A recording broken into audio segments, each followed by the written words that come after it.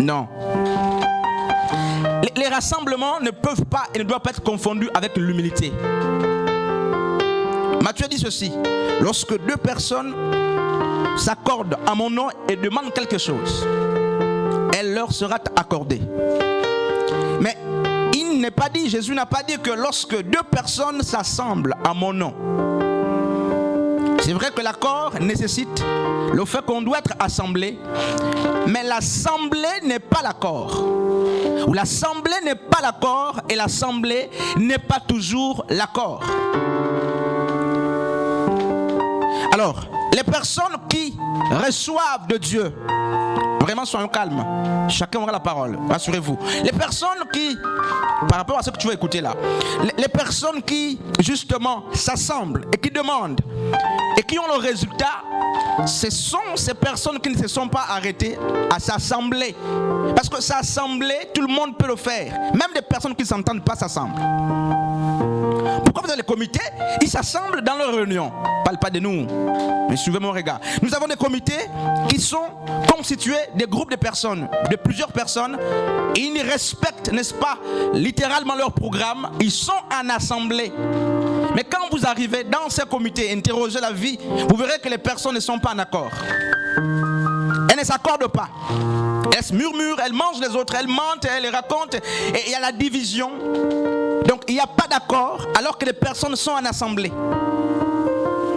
Vous pouvez avoir un groupe d'anciens avec lequel vous travaillez, assemblés, mais ils ne sont pas en accord avec vous. Vous pouvez être mariés, assemblés, mais vous n'êtes pas unis. Donc l'union, ce n'est pas le rassemblement.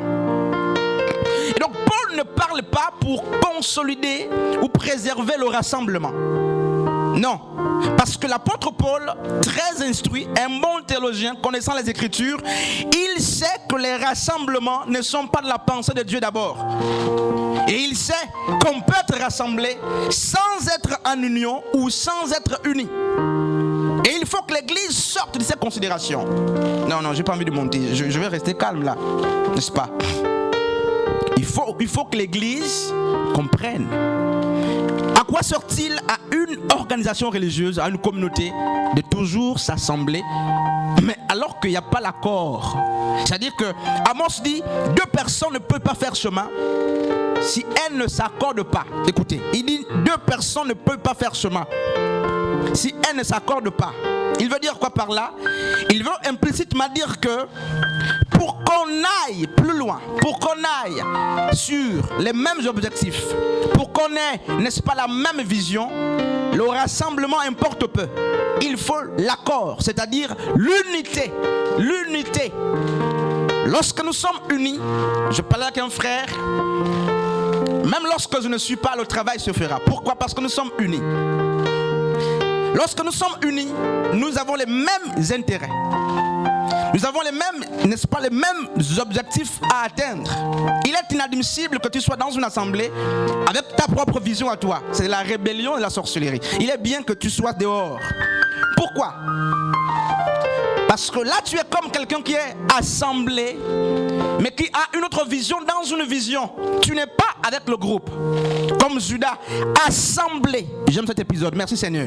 Jésus va appeler, n'est-ce pas, 12 apôtres. Il va les mettre ensemble, mais il y a un qui n'était pas en accord, non seulement avec Jésus, mais aussi avec les autres apôtres, Judas. Mais Judas était en mission avec les autres, comme les autres nous disent les Écritures. Judas opérait des miracles. Je me souviens dans une de leurs missions, lorsqu'ils sont de retour, ils vont dire à Yehoshua ben Elohim justement que les démons nous ont été soumis. Ils vont se glorifier, se réjouir. Judas faisait partie de ces personnes, mais il était en assemblée. Il n'était pas uni, il opérait même des miracles. Donc, je ne sais pas si Judas avait parlé la langue, mais qu'on le veuille ou pas, ils avaient le charisme. Et le charisme de Judas se manifestait. Mais ils n'étaient pas unis. Ils ne suivaient pas la vision. Un frère, que Dieu nous aide. Alors, qu'est-ce qu'on remarque? Remarquez que lorsque on arrive au chapitre, n'est-ce pas, 4 d'Éphésiens, il y a une expression, je ne sais pas si dans votre Bible il y a aussi ça. Paul, l'apôtre, va employer une expression de conjonction, je ne sais pas si vous la voyez, donc. N'est-ce pas? Alors que donc est, n'est-ce pas, une conjonction de coordination qui appelle la conséquence ou le résultat. C'est que l'opération a été faite, ou l'analyse a d'abord été faite dans le premier, le deuxième et le troisième chapitre. Et dans le chapitre 4e, l'apôtre Paul apporte la conséquence de l'analyse. Donc, qu'est-ce qui se passe dans les 3 premiers chapitres? L'apôtre Paul a parlé de quoi? De 2 choses très importantes. D'abord, de la position du croyant.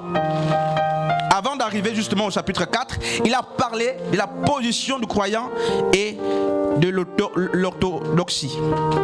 Et dans le chapitre 4, qu'est-ce qu'il fait? Il va conclure pour dire, lorsque ces analyses ont été comprises, lorsque le croyant a compris sa position dans le corps de Christ, il a compris l'importance de sa faisabilité ou son comportement, la conséquence est ici. C'est quoi? C'est l'unité de la foi. Et quand vous lisez plus loin, le verset 13, 11, plutôt le verset 12 et 13, nous font comprendre que l'objectif, c'est d'atteindre la stature parfaite en Christ ou de Christ, parce que c'est lui le modèle parfait. Nous travaillons non pas pour ressembler à un docteur, à un apôtre, à un pasteur, à un évangéliste, même si ce sont des modèles. Mais si vous avez un père, un enseignant, un maître, ça dépend un frère ou une sœur qui est votre modèle. Le problème est que derrière ce frère ou cette sœur, il y a un véritable modèle que tu es en train de suivre. En suivant Moïse, les gens étaient en train de suivre Dieu lui-même. Et donc si Moïse est un modèle, comprenez que ce n'est pas le modèle final. Il y a derrière Moïse le véritable modèle à suivre. Et nous, lorsque nous travaillons, lorsqu'on se rassemble, lorsqu'on chante, lorsqu'on prêche, il y a un objectif. L'objectif n'est pas de rester là sur place. L'objectif n'est pas d'avoir les mêmes cœurs. L'objectif, Éphésiens 4, 12 à 13 dit, c'est d'atteindre la stature parfaite de Christ. C'est que on veut ressembler à Christ. Comment Christ a marché. Donc la combinaison des événements, la combinaison des comportements amène où? À ressembler à la personne de Christ. Nous voulons ressembler à Christ. Lui qui était, d'après Colossiens chapitre 1 à partir du verset 15, l'image de Dieu invisible. L'empreinte de Dieu, nous dit Hébreu. Et donc, nous ne travaillons pas pour être comme le frère Bécalé en nous arrêtant là. Si le frère Bécalé est ton modèle, sache qu'il y a derrière lui le modèle parfait qui est le bon berger. Donc la personne de Yehoshua, n'est-ce pas? Ben Elohim. Donc je parle de l'humilité. C'est quoi l'humilité? C'est pas le silence. L'humilité, c'est pas le silence. Et je vais lire un texte tout à l'heure, peut-être pour terminer. L'humilité, c'est pas le fait que tu ne parles pas, que tu n'as toujours rien à dire. C'est pas ça l'humilité. C'est même un mal pour l'église si toi, tu ne parles jamais. Parfois, on peut voir en toi-même de l'hypocrisie parce que non seulement dans ton cœur, là tu parles, lorsque tu ne parles pas, là tu parles. Chez toi, tu parles. Mais là, tu ne parles pas. Et très vite, on dira, tu es humble. Non, tu n'es pas humble. C'est de la sorcellerie. Et pour un temps, tu peux te taire. Pour un temps, tu peux te taire. Quand c'est nécessaire. Mais quand c'est aussi nécessaire, il faut parler. Surtout conduit par le Seigneur. Tu ne peux pas passer une vie silencieuse. En tant que chrétien, tu ne peux pas avoir une vie timide si tu as l'esprit de Dieu.